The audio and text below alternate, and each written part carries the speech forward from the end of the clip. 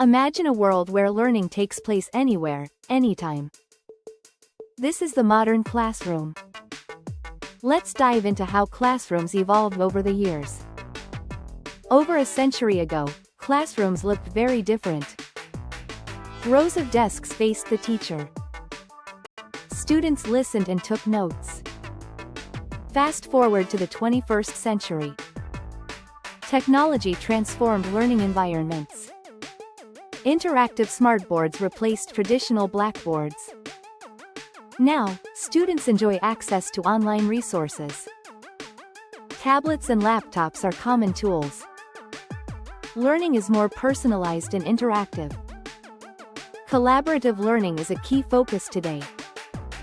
Group projects encourage teamwork.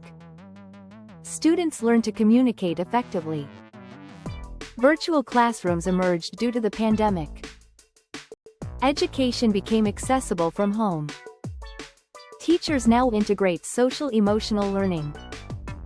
This nurtures student well-being and enhances learning.